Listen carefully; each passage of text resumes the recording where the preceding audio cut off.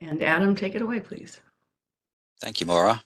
Good afternoon, everyone. My name is Adam Levine, and I am the Executive Director here at the New York Metropolitan Transportation Council, or NYMTC.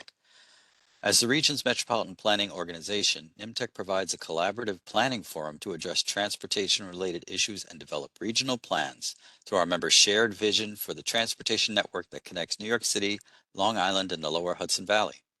Thank you all for participating in today's Brown Bag event. Please note that this webinar is eligible for one certification maintenance credit from the American Planning Association. You will find more information about this in the chat. Today we're excited to have a presentation by Frank Ruchala Jr. Frank is the Zoning Director of the New York City Department of City Planning, and he will be presenting on City of Yes, creating opportunities for housing, small business, and sustainability. Frank has been with the New York City Department of City Planning since 2007. He has overseen implementation of the zoning changes for the City of Yes effort and previously led the updates to the zoning resolution to promote affordable housing, coastal resiliency, and transit accessibility. There will be an opportunity for questions following the presentation, so please type your questions into the WebEx chat box, and we will address them during the question and answer portion towards the end of today's presentation. I also ask that you take a moment to let us know via the chat who you are and where you're joining us from. This helps us learn more about our audience so we can continue to bring you fascinating webinars like today's. On that subject, and before I pass the virtual microphone to Frank, I want to let you know we have two more exciting Brown Bag webinars coming up in the next couple of months, so please mark your calendars. On Thursday, November 21st at noon, the City of Long Beach will be presenting on their resiliency efforts, and on Wednesday, December 4th, New York City DOT will be sharing their recently launched mobility dashboard. More information on these will be forthcoming. At long last, I will now turn it over to Frank Ruchala Jr. Frank? Thank you, Adam. Hello, everybody.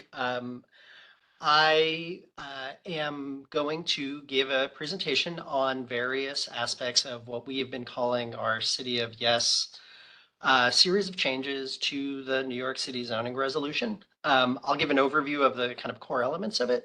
And as I'm doing that, I'm going to focus a little bit more on the real transportation, kind of the elements that are maybe most interesting to a transportation audience.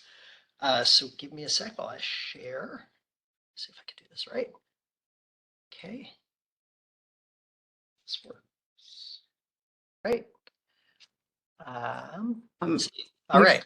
We are not yet seeing the presentation, so Fidel, okay, sorry. I think I got it now. There, beautiful. Okay. All right. Thank you.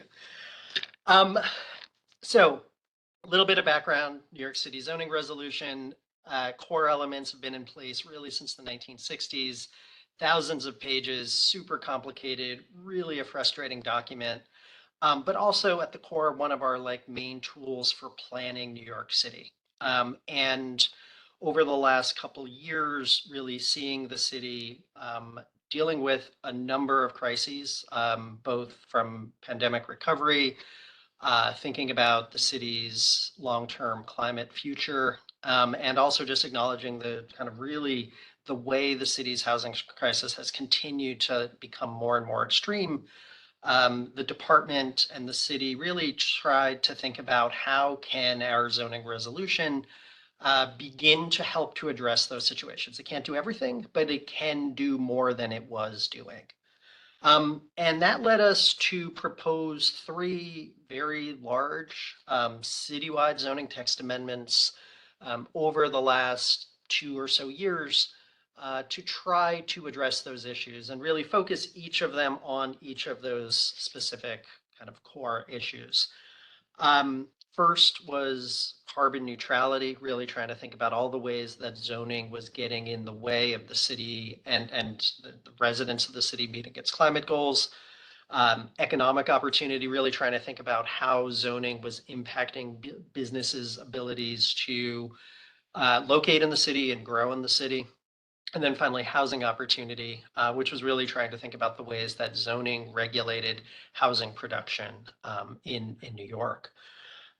They were each individual projects. When we propose zoning changes, they have to go through a sort of long public review process. They require approval of our City Planning Commission and then finally the City Council. And so we're at a sort of interesting moment for all of them because two of them, carbon neutrality and economic opportunity, have both been approved by the council a couple months ago for each.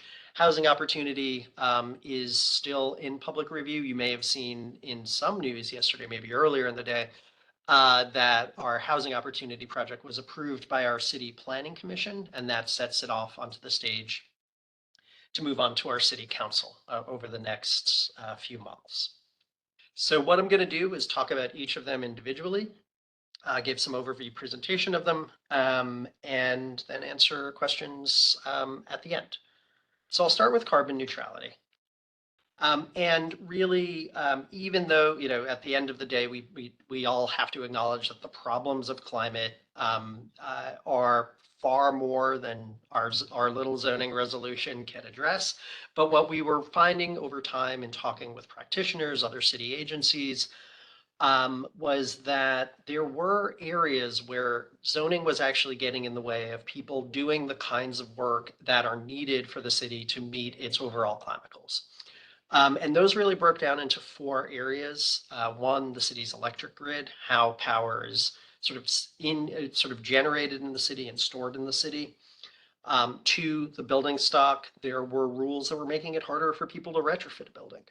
Third, and perhaps most interesting for this audience, vehicles. While zoning, doesn't regulate our city streets and things like that, it actually does have implications for things like charging vehicles, and e-mobility, the kind of more interesting, newer types of transportation. And then finally, the waste stream.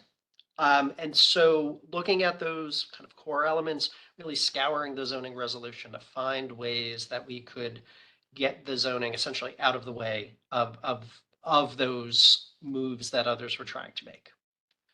This built on work both done at the department over essentially the last decade, but really a lot of work around the city and beyond the city into the state, thinking about the ways and trying to promote the city's efforts for climate resilience, trying to borrow from those things, learning from those, and really trying to then develop a project for it. So first on that energy piece, one of the things that I think we recognized over time is while a couple of years ago, we actually first updated the zoning resolution to recognize things like solar panels. It sort of it didn't exist in the 1960s when the zoning was created.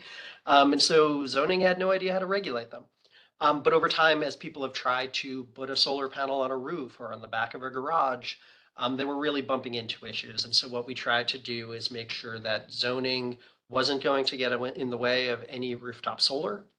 In the city was going to be allowed to be built in parking lots. There was a lot of unclarity as to whether that was still true.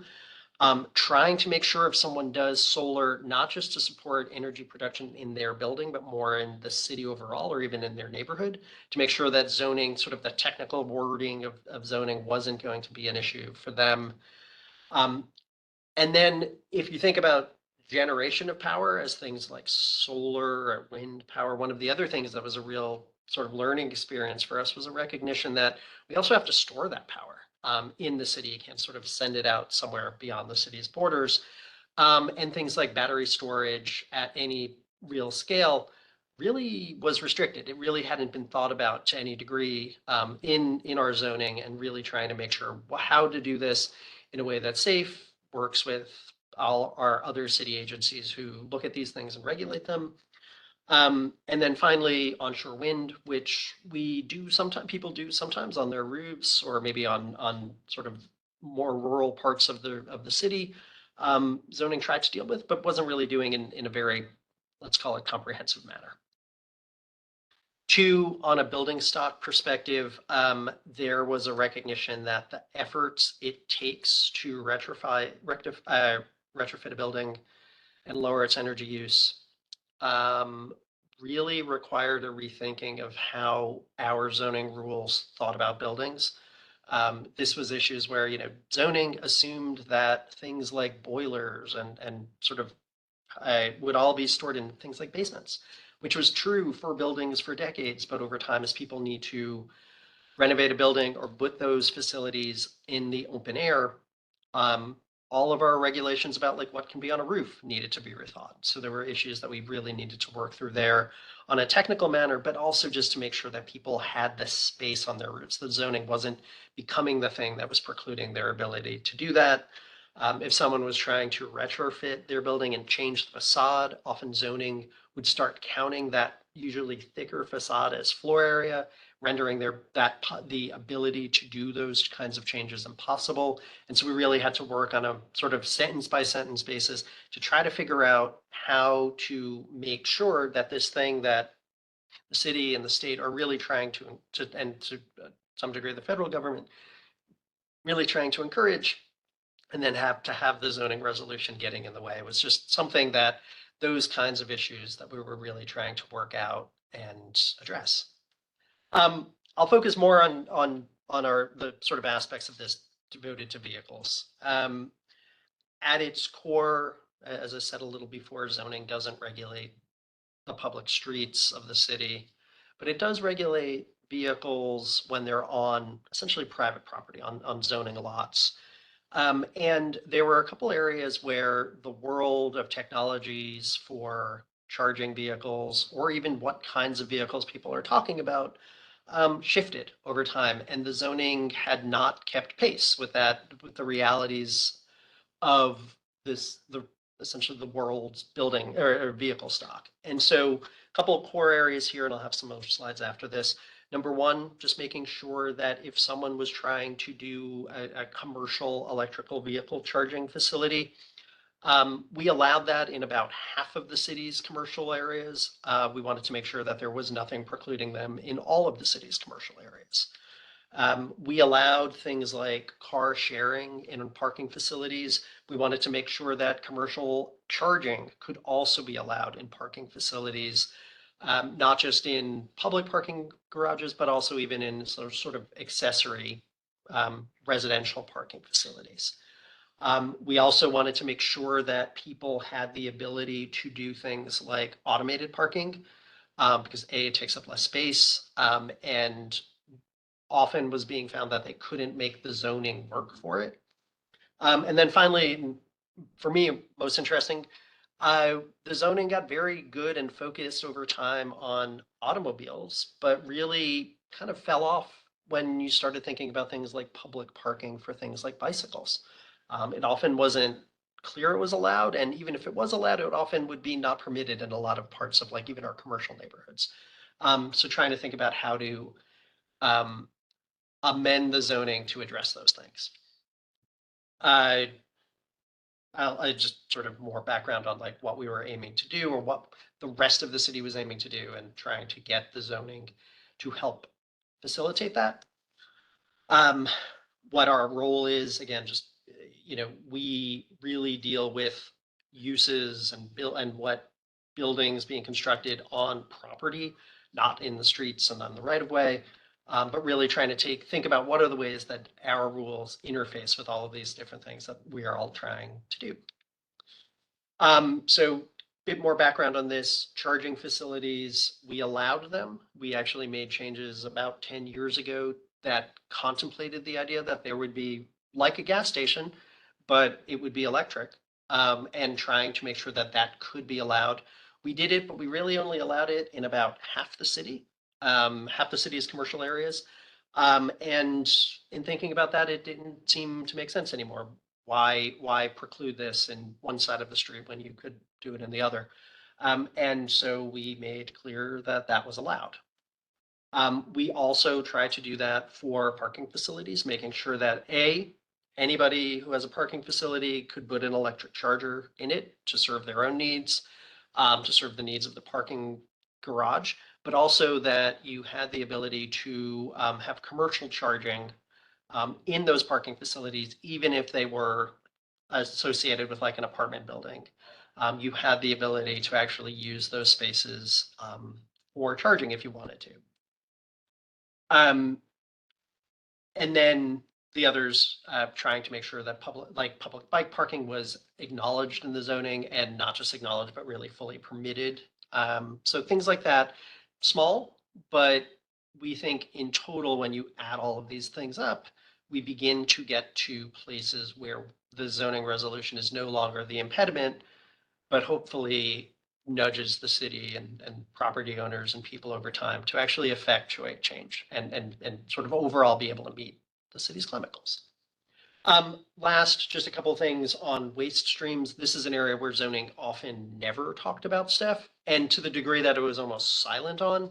And what we were finding was there were situations where that silence was actually really damning, because what it was meaning was people trying to do things would often find the sort of that silence was meaning they had no idea how zoning was meant to work in this.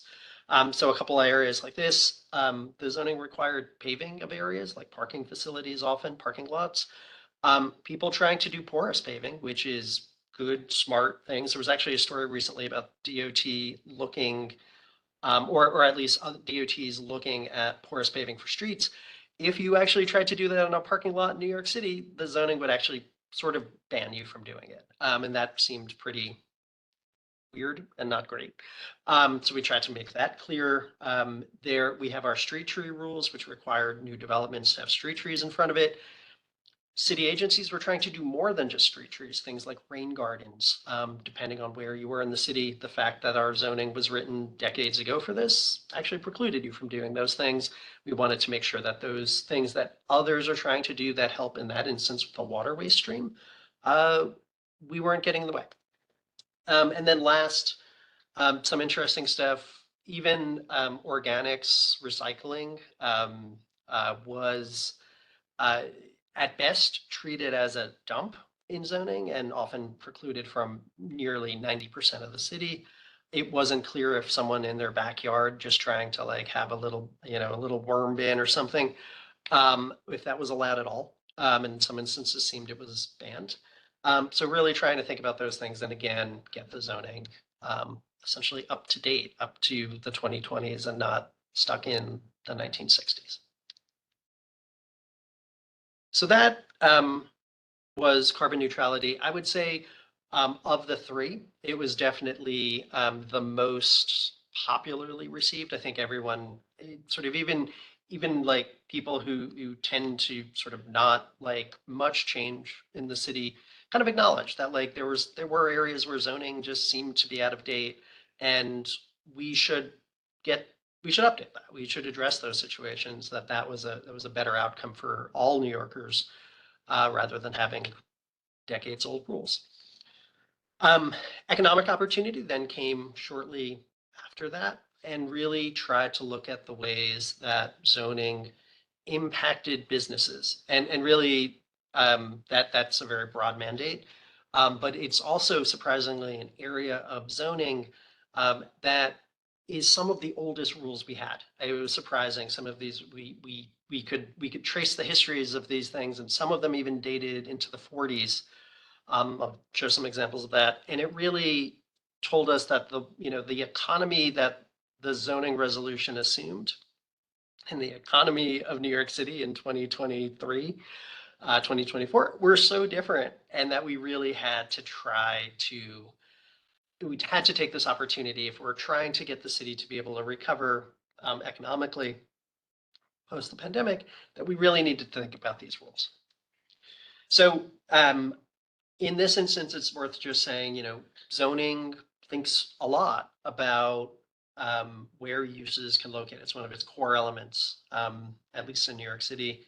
And that regulates where a business can open, what types of businesses can operate in different types of spaces, and even as simple as like, can a business expand? Sometimes there are size limits on the different types of uses that we allow, which often would preclude people from taking a vacant space next door and expanding their growing business, and in ways that no one could really defend from any sort of logical or planning-based scheme. It just was the rules from the 60s.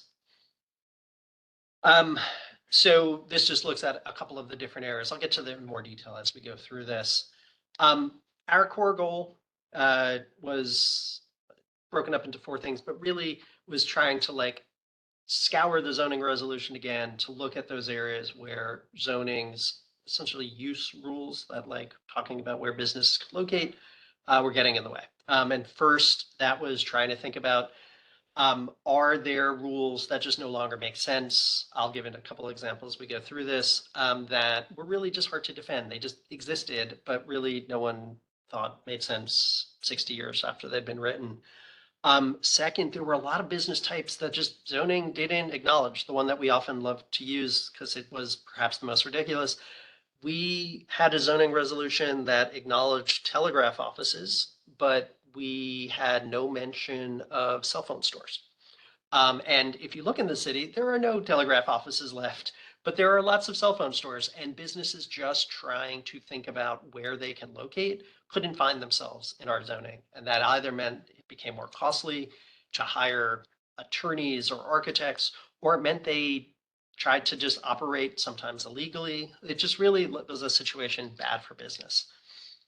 Third, thinking about thinking about where businesses could locate, acknowledging that there were times where the effects that certain types of businesses can have on neighborhood streets, walking down commercial corridors in the city, could sometimes have negative effects. And trying to think about, are there ways that zoning could address those sort of worst case situations to make sure that as people build buildings or renovate buildings, we have good streets for not just their part of the sidewalk, but the neighborhood as a whole.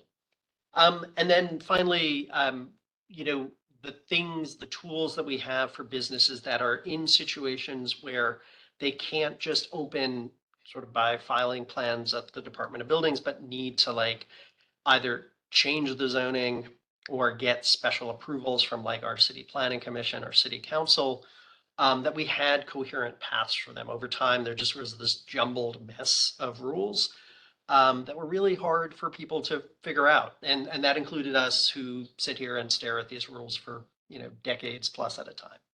So I'll go through each of these individually and just give some of the flavor of these. And again, try to spend some time, particularly on the transportation ones. More detail on all of them. I'll go through these actually on individual slides. But first of all, thinking about spaces where businesses can locate, we had, particularly post-pandemic, a lot of vacant space. And what we were finding is there were rules, particularly in things like historic districts, and also in our highest density districts and our lowest density districts, that rendered spaces, if they were closed for more than 2 years, which was very possible during the pandemic or after the pandemic, it rendered them unable to reopen. And we just thought that as a situation for the pandemic, but then even moving forward, really didn't seem that sensible. We wanted to try to address those things and make sure if you had a store, you could operate that store. And if the business has changed over time, that was okay. Just sort of acknowledging time happens like that in the city. There was a lot of rules about depending on, and this often was what side of the street you were on a commercial corridor in the city, you could open one set of businesses or a second set of businesses. And so one of the ones that we would often talk about was bicycles. One side of the street, you could sell bicycles, but you couldn't repair those bicycles. On the other side of the street, you could repair the bicycles. But if you were a business that was just trying to do both, you often couldn't tell where you were supposed to go.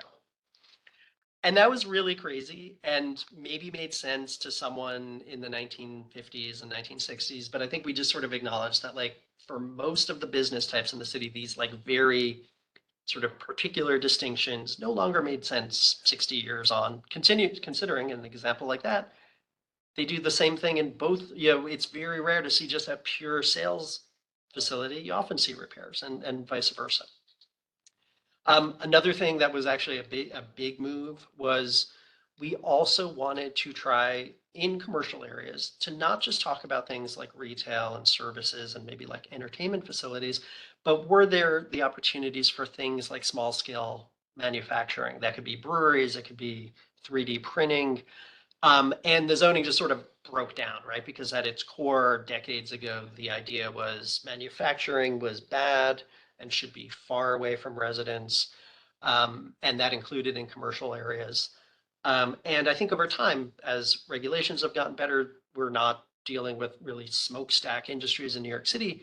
that the types of things that zoning was regulating was forgetting that this world of like small scale production, which you would have seen in the city over the, in the early parts of the 20th century, was effectively banned. And that was true in such a large part of the city that we really wanted to try to take that on and address it. And then as in those kinds of situations, not just these kind of core things, but also just those things of tattoo parlors weren't acknowledged in the zoning resolution. The telegraph offices were shoddy manufacturing, which if you ever look up was a form of like weird manufacturing of things, but like 3D printing was not. And sort of more high-tech biotech production, sort of no idea where that was supposed to fit. And so again, like trying to like rectify these older rules with the economy essentially of the city that we had. One area that was part of that sort of does get transportation focused. There was a rule from, I think, the 1940s that said, unique to loading, that if you were operating new businesses in a building, you would have to recalculate all of your loading rules to see if you needed to add more loading docks. And what people found over time was there were a lot of situations, and this included like things which would sort of normally be thought of as quite good. If you replace an office in a manufacturing area with a manufacturing space, manufacturing use has a higher loading requirement and would often preclude people from actually using that space for manufacturing, because you'd get down to the ground floor of the building and it would have 3 loading berths, and you would find when you did this calculation that you needed 4. And adding a loading berth is not easy. It is one of the more complicated things, particularly on the small lots that we have here in New York City. And what was interesting to us was parking, which you would think of as even a bigger issue, didn't care about this. Parking regulation said, once you built the building and the uses that you proposed or were going to be built in there, they could evolve. You didn't have to recalculate parking, and that could give a lot of flexibility for buildings to evolve. But then we found people really, doing the simplest, easiest thing just to try to reoccupy a building, and then finding this was the rule that actually broke them. And so knowing that these numbers and these requirements were so particular that it really didn't make sense for existing buildings to try to have to like comply with them because of the difficulties it was actually causing for people. Goal 2, thinking about essentially newer industries in the city. So good examples of this, life sciences. Laboratory definitions in the zoning are from the 1960s or were from the 1960s. And really didn't acknowledge that laboratory-like research occurs in office buildings in different parts of the country, was desired to be possible in New York City, but it really wasn't clear how that was working, whether the zoning allowed those kinds of things. So really trying to update those rules to make clear that that was possible. One of the biggest, and perhaps one of the more, what would you call this? Contentious changes was in New York City, we banned dancing in a lot of our eating and drinking establishments. You had to only in certain zoning districts could you dance.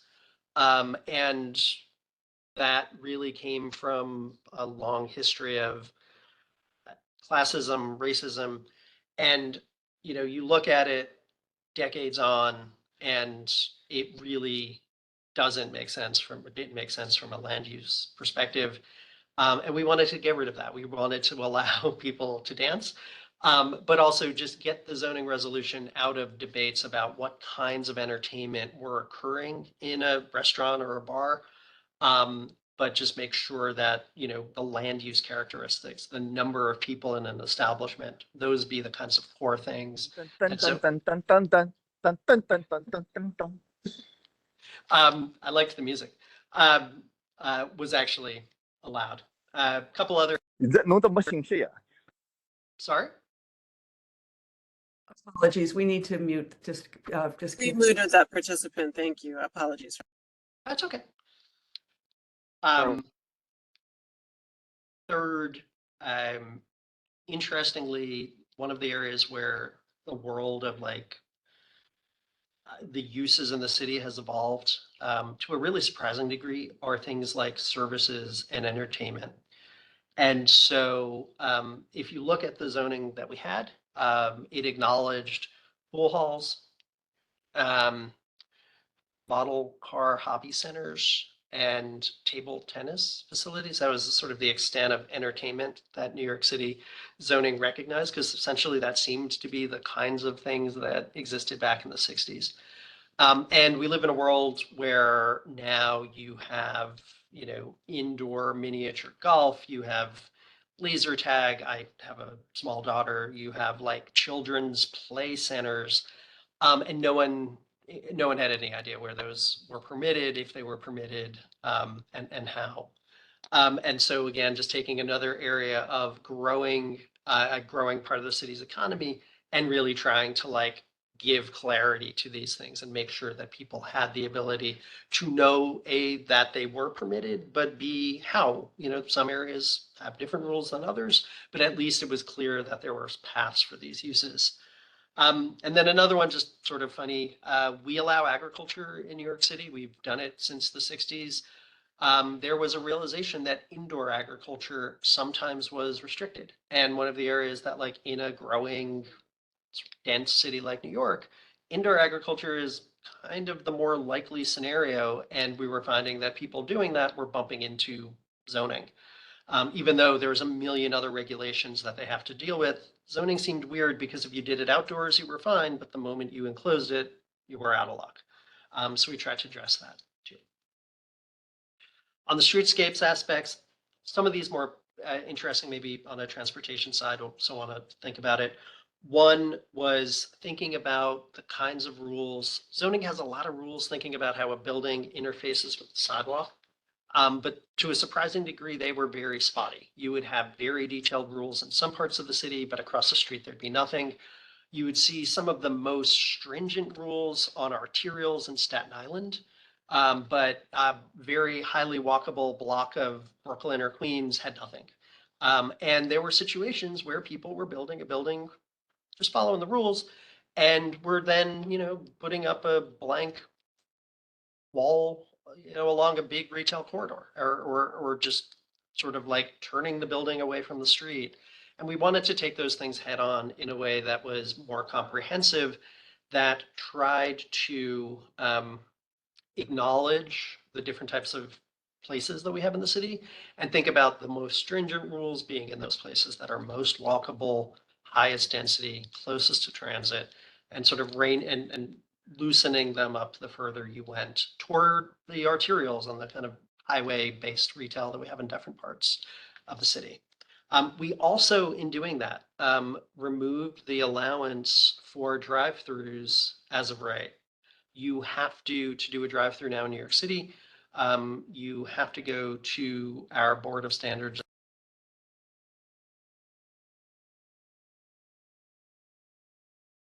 Frank, you are now muted. You need.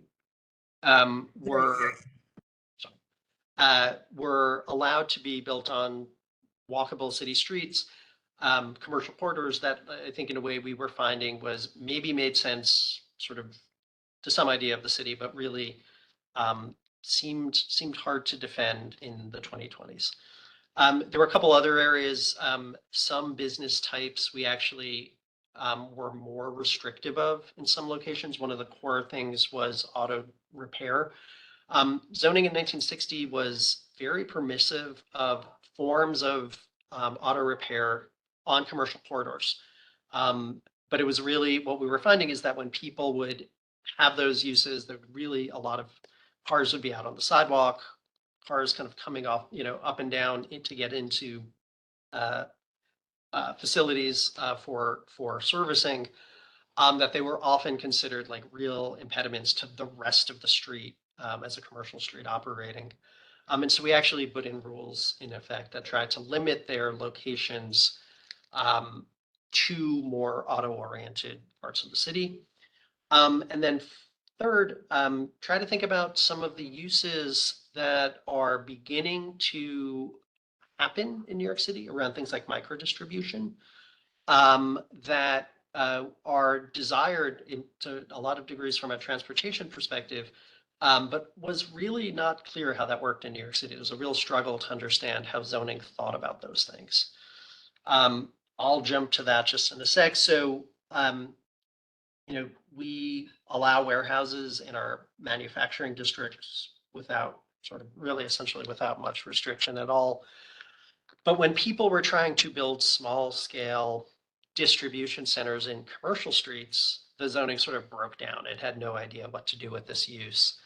And so what we tried to do working with our Department of Transportation, who was piloting this concept or trying to pilot this concept on city commercial streets, to create a zoning framework for them, allow the uses in our neighborhood commercial districts, give them size controls, but give them access to clear zoning so that if and when someone wants to partake in that pilot or that pilot takes off, the zoning is there rather than the business is trying to evolve and then hitting this brick wall of zoning rules.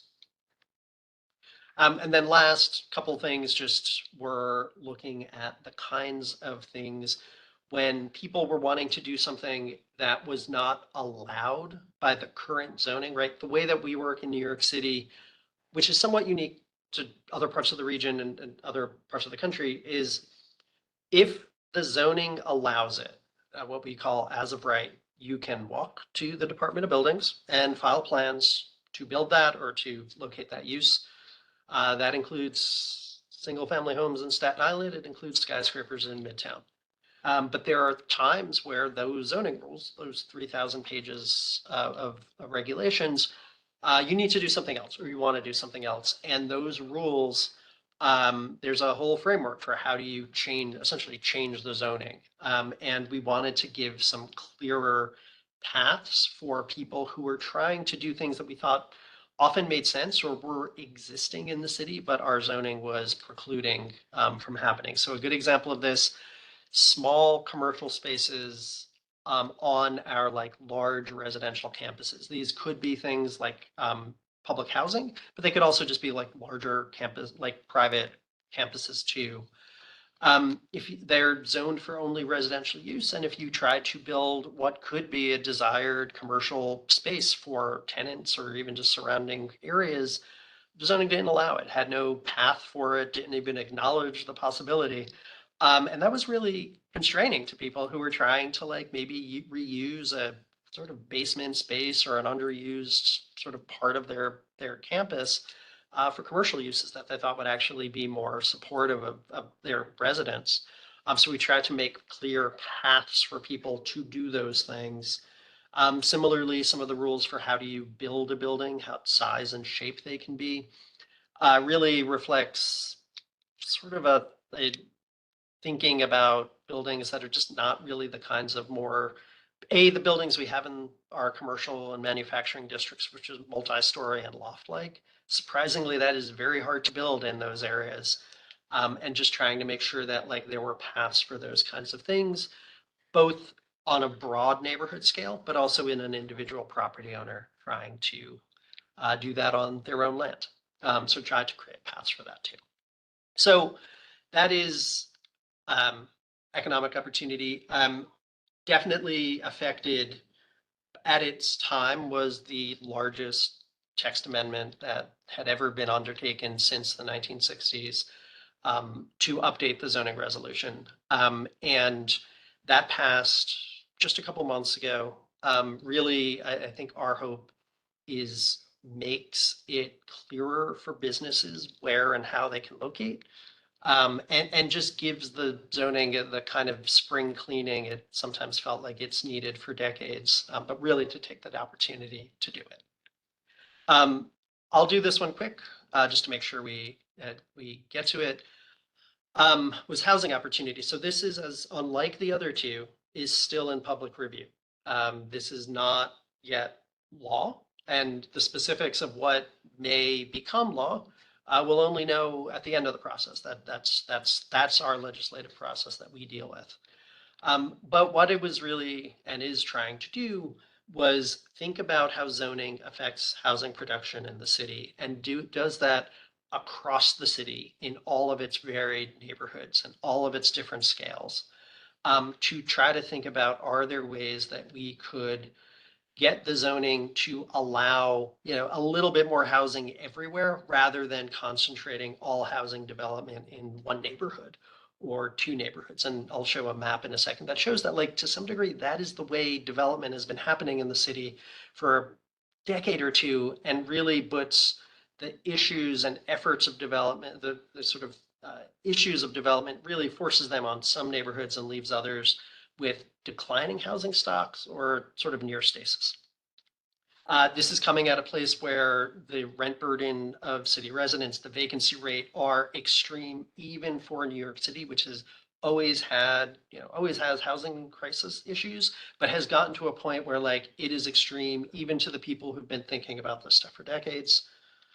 A lot of this, I think, to many, comes from a place where, like, though we see buildings being constructed in New York City all the time, the amount of actual housing is lower than it was decades ago when the city's population was actually declining. It is lower than other metro areas in the country. And it is hard to say that New York City, even though you see dozens of buildings every year getting constructed throughout the city, as a whole, the city's housing production is pretty low compared to any relative metric that you could find. And then the other part, just this was a good map of this. If you looked at where that housing was being produced, it was extremely concentrated in only a couple neighborhoods. And so that is why you may see areas of, say, the East River, where, like, lines of towers are now being constructed, but that was most of the city's housing production. Other areas of the city were seeing very little to none. And some neighborhoods, when you actually look at the data over the years, actually saw declines in housing units because people were taking a three unit brownstone and turning it into a single unit. And you see that over time, and enough, you actually were seeing housing decline in neighborhoods. So a couple core things trying to do, thinking about the city as a whole, but thinking about it in those different types of areas that it has. Our lower density neighborhoods, trying to think about allowing housing that often existed in these areas because they predate most of our zoning rules that restricted them. Things like small scale apartment buildings, things like accessory dwelling units, and trying to give them paths to be able to be constructed again in higher density areas, Manhattan, the kind of inner rings of Brooklyn and Queens and the Bronx, creating the opportunity for a bigger building if you do affordable housing. We did that in different parts of the city. It was pretty spotty. This just says, or tries to say, let's do that everywhere. In those areas, if you do affordable housing, you get a bigger building, you get the space for it. That shouldn't depend on what side of the street you're on. Everybody should have that option. Third, and perhaps most interesting, and one of the more contentious issues, truthfully, parking. Thinking about how does parking for residences, how should it work in New York City? And the proposal removes all parking requirements for residences in New York City, regardless of location. And then a couple other elements, I'll try to get to them really quick. Low density, really first blush, trying to think about what is this building type you see in lots of neighborhoods in New York City, particularly even lower density areas. The small scale 3, 4, 5-story apartment building, the zoning just effectively bans. Even when it says you can do small scale multifamily, the zoning just, all the different rules jump in and pretty much preclude you from doing it at all. And so that, we think, will be, it's been received, I think, well, at least in depending on where we are, particularly on commercial corridors. You will see, 3, 4-story buildings with mixed use throughout the city in low density areas. And then you'll see like a 1-story building. And if you try to build that same 3 or 4-story apartment building with ground floor commercial, you couldn't do it. The whole ground floor had to be devoted to parking. It couldn't be as tall. It couldn't be as big than the building next door. And I think we really just thought that like that is really hard to defend considering how loved often and those building types are and just considered the city. And we wanted to make sure we allow those still. Accessory dwelling units, definitely a sort of can be a contentious issue, but trying to make sure that if you are allowed or you have a single or two family house, you had the ability to also do an accessory unit. That could be in the backyard, it could be in an upper story, it could be sort of located anywhere, but just making sure that the zoning wasn't the thing that precluded it. Medium and high density areas, thinking about that affordability and allowing consistently a bigger building if you're providing affordable housing, and doing that not just in like area, here and there in the city, but really consistently overall.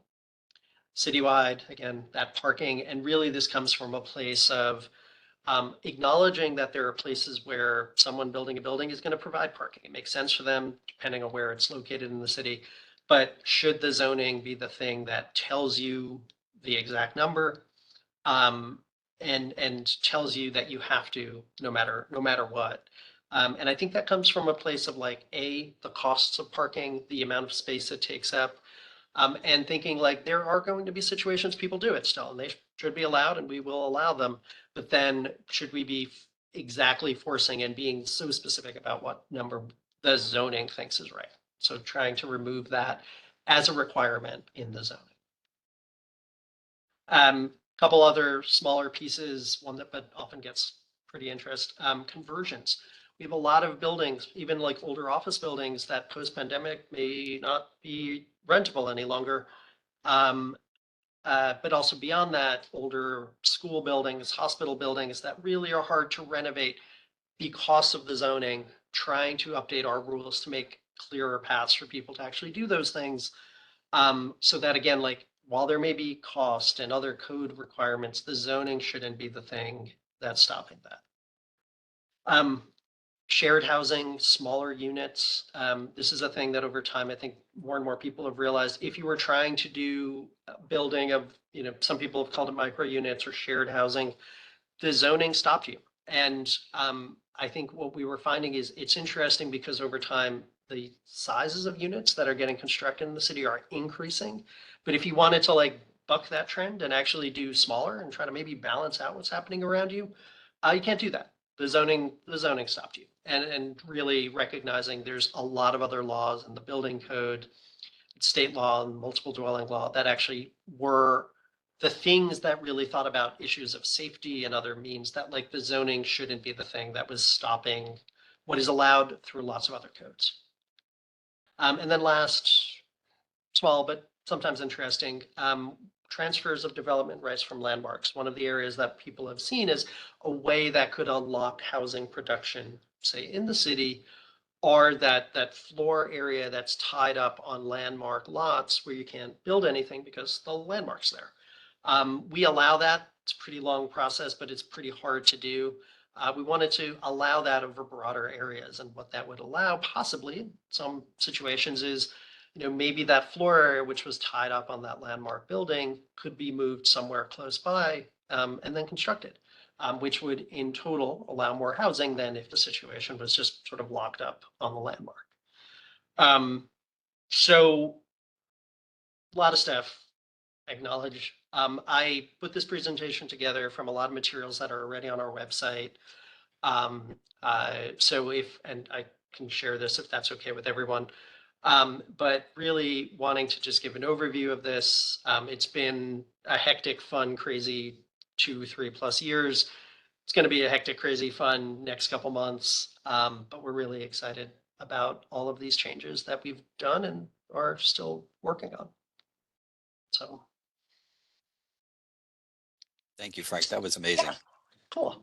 So I don't see any questions yet in the chat. So I've got a couple that I'll throw at you, give folks a chance to think and maybe drop additional questions in, and we'll see where time takes us. But one of the things I was thinking of when you mentioned telegraph offices used to be in the old zoning regulations, and now you're trying to fit in cell phone stores. It made me think of an episode of Parks and Recreation where there was some law that said they wanted to throw T into the lake, but they misspelled it and it was actually Ted, so they had to throw somebody named Ted into the lake every year. It was just ridiculous. Yeah.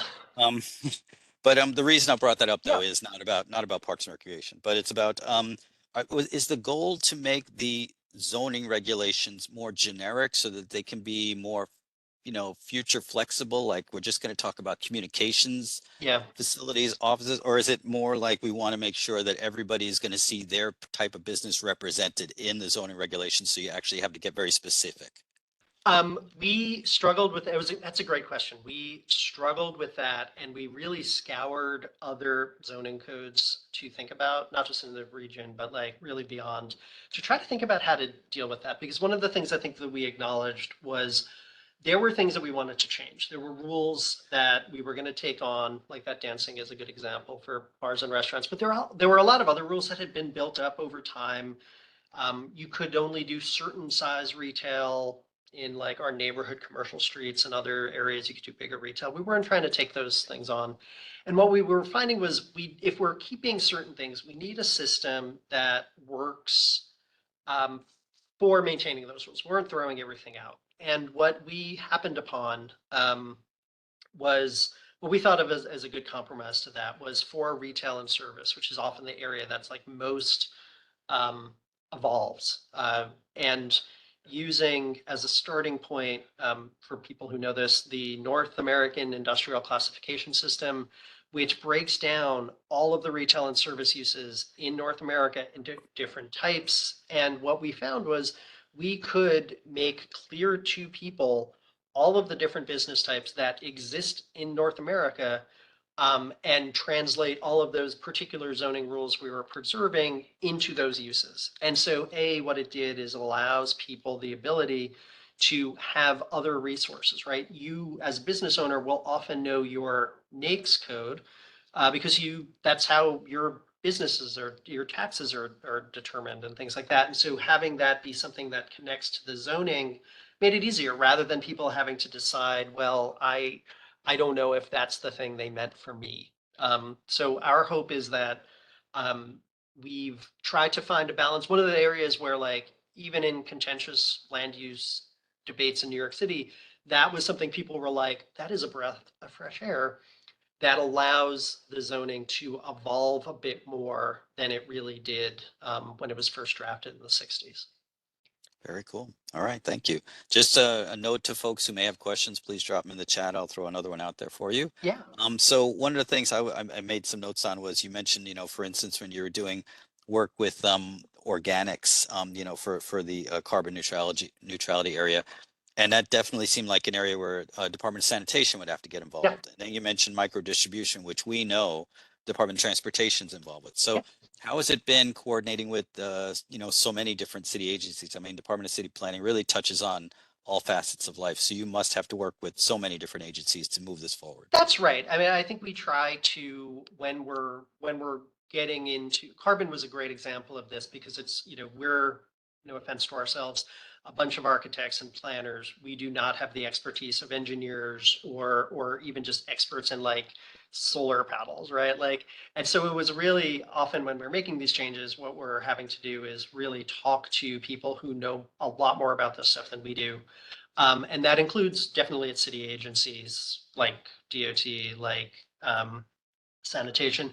The mayor's office of climate and environmental justice was a good like connecting point to all these different areas of the city, but also just practitioners like engineers. And like luckily for many of these areas of zoning, you could find groups who knew more than you did and really connect to them.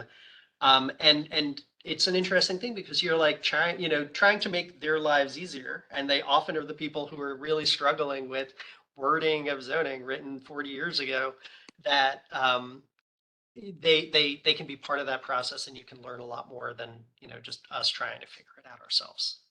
So, yeah. Definitely. I'm still, I don't know, Stephanie, do we see any questions in the chat?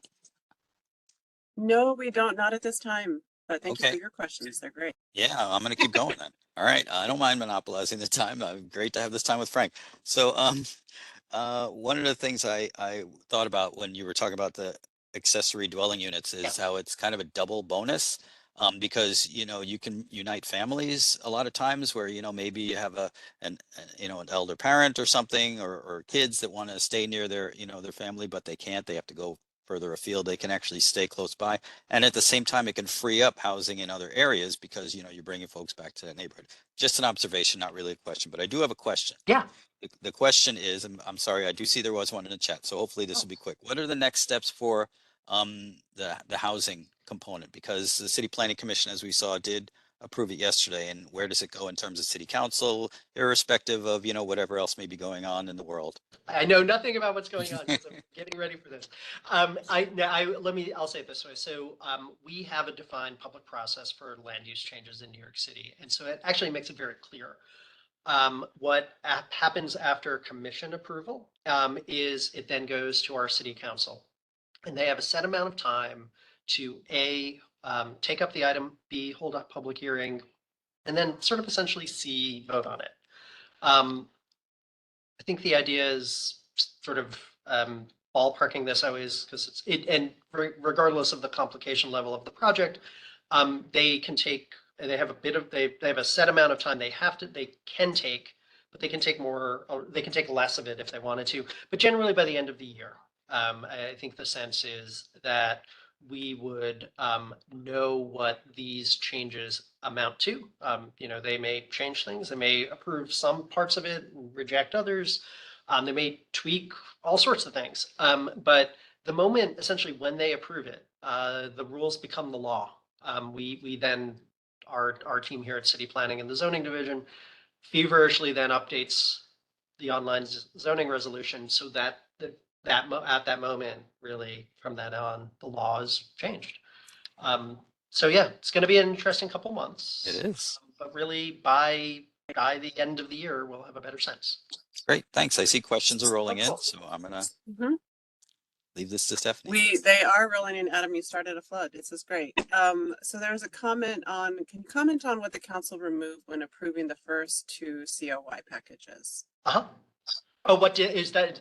So I'll start with economic opportunity. There were some aspects. One of the things I described earlier was you would often have two zoning districts across the street from each other, in our parlance, a C1 and a C2. And we said, maybe it doesn't make sense that they have different zoning rules. And we proposed to allow the same uses in both. And there were certain uses that the council said, we get it in general, but there are some uses that we want to continue to restrict in our C1 district. So one of the ones that offhand always comes up for me is like auto dealers.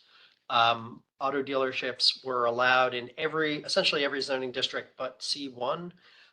We proposed, why are we having these kinds of distinctions amongst hundreds of others?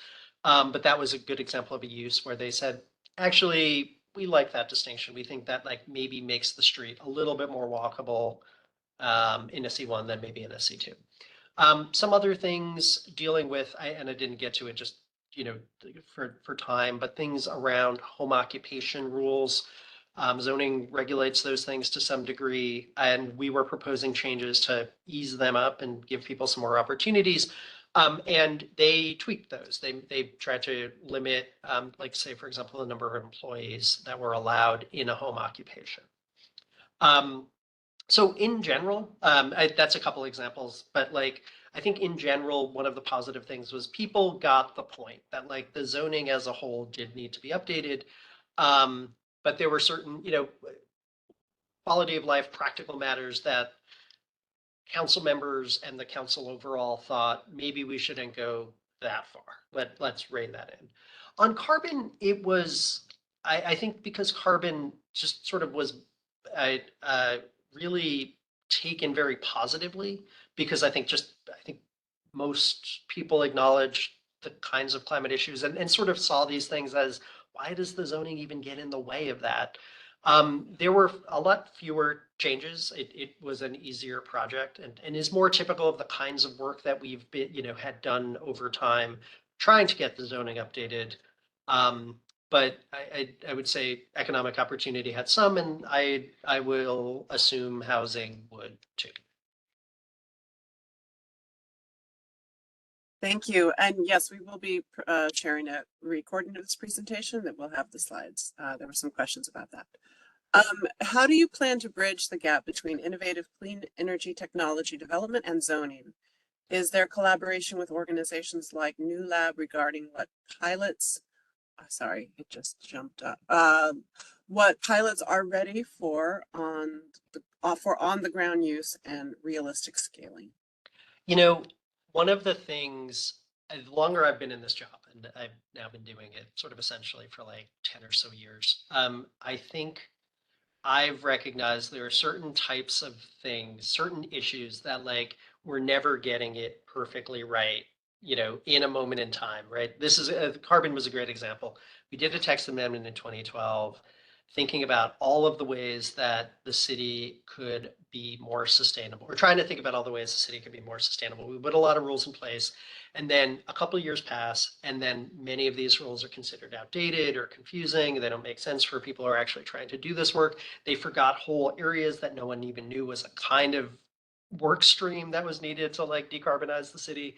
And we then have to change things. And so I think our sense, you know, what we try to do is get the best, you know, get the best sense of the situation and try to address as many issues as we can or allowed to do.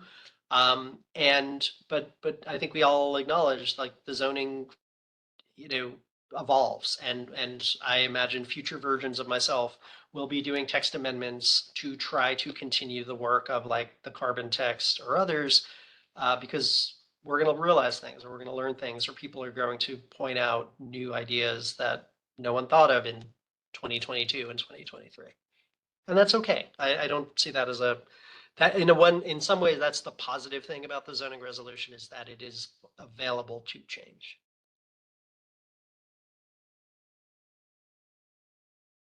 Thank you.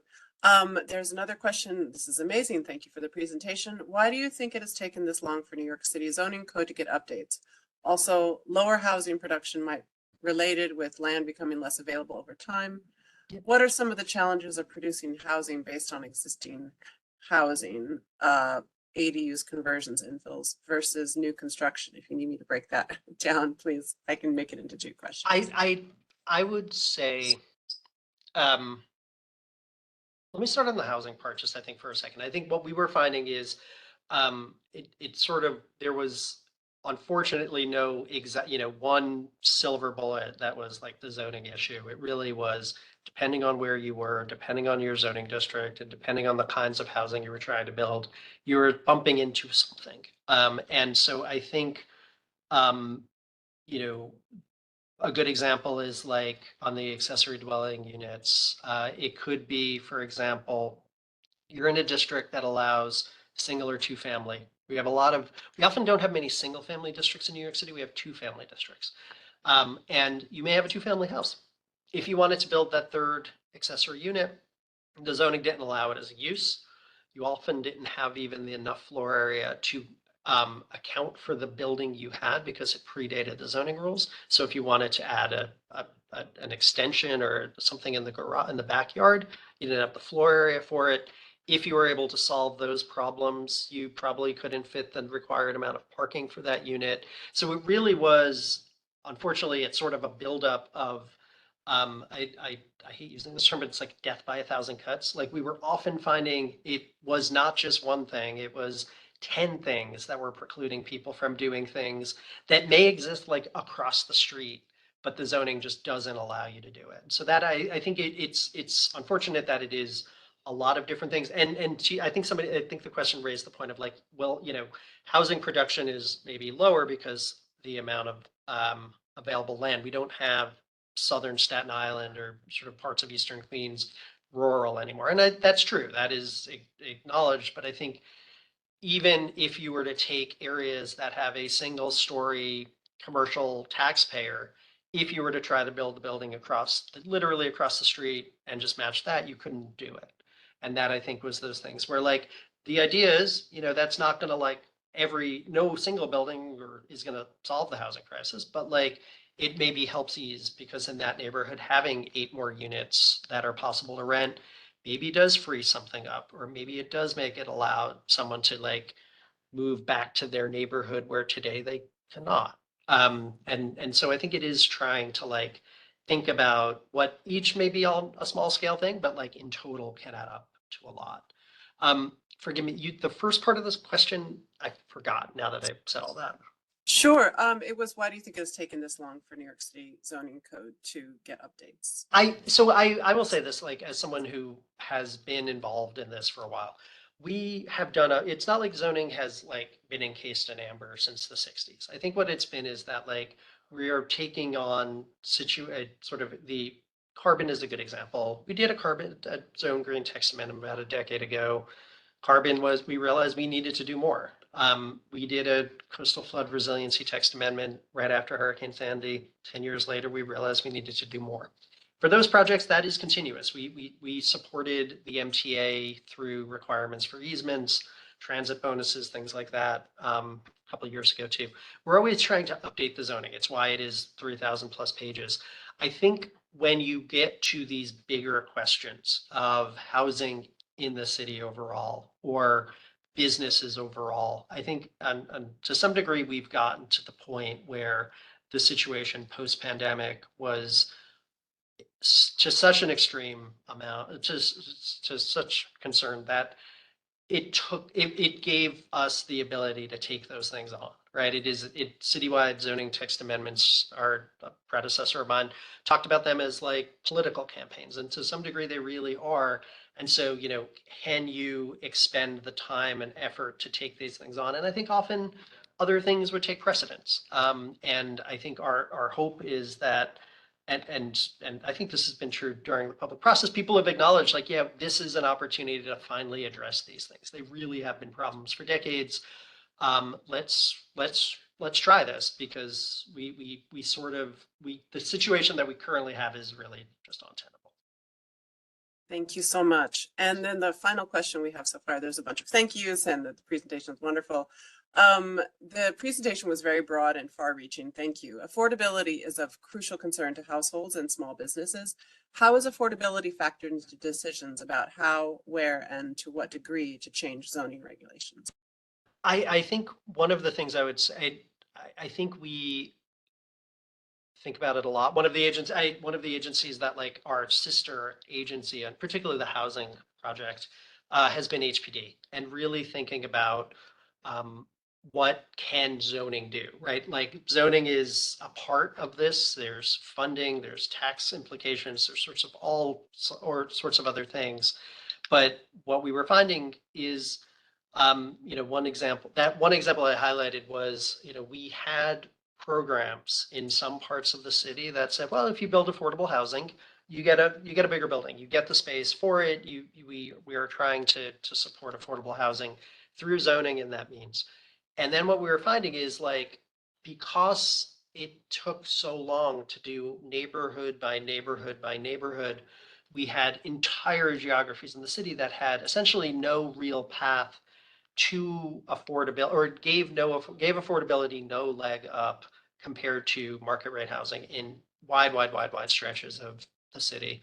And I think we just found that was worth taking on, right? That like, why go through this small, overtime process that over decades we've been able to accomplish this, when what maybe helps more is accomplishing that all at once.